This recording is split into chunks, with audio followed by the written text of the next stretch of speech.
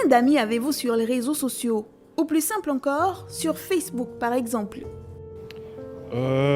J'en ai énormément, mais c'est pas vraiment des amis proches, on va dire. C'est des amis juste parce que il faut discuter. Et dans la plupart du temps, c'est plus pour rappeler, par exemple, on peut par exemple perdre des numéros et rencontrer par exemple des personnes qui ont voyagé depuis longtemps. Voilà. Je ne les compte pas, je sais pas. Ça ne m'intéresse pas de compter en fait. 538, par là. Sur les réseaux sociaux, les amis se comptent donc par centaines. D'ailleurs, comment définissez-vous l'amitié? Vraiment, pour l'amitié, c'est être vrai, être sincère, donner son cœur, se donner à fond. C'est un peu comme par amour. La loyauté, la vision.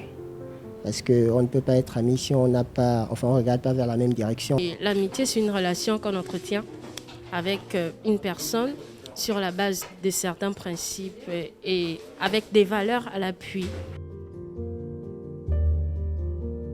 Aristote disait, je cite, « Ce n'est pas un ami celui qui est l'ami de tout le monde. » Fin de citation. Alors, qu'entend-on par le terme « ami » ? Dans le Larousse, il s'agit d'une personne à laquelle on est uni par l'amitié.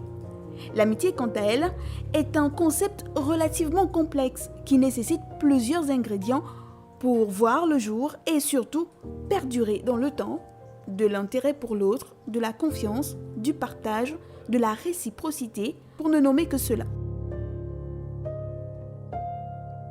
À l'ère des amitiés virtuelles, il semblerait qu'on ait simplifié l'amitié à son plus simple appareil, c'est-à-dire accepter la demande d'amitié ou non. Liker des photos ou des vidéos, publier des photos de l'autre sur notre statut. Les déclarations d'amour entre amis sont d'ailleurs récurrentes sur les réseaux sociaux. Mais est-ce que le résultat est le même? Naturellement non, parce que la valeur physique, en fait, le fait de toucher, de voir la personne, c'est quelque chose d'important. À la base, on peut dire que la personne peut être sincère, mais je crois qu'il faut aussi éprouver certaines choses. Et on ne peut s'éprouver que lorsqu'on se voit en vrai. C'est indéniable. Les réseaux sociaux permettent de retrouver des relations perdues, d'anciens partenaires amoureux, des copains de classe jadis appréciés, voire des parents éloignés. Les réseaux sociaux permettent de stocker des souvenirs, partager des anecdotes, créer une autre forme de communication entre amis qui s'ajoute aux activités de la vie réelle. On peut facilement avoir des nouvelles de nos proches.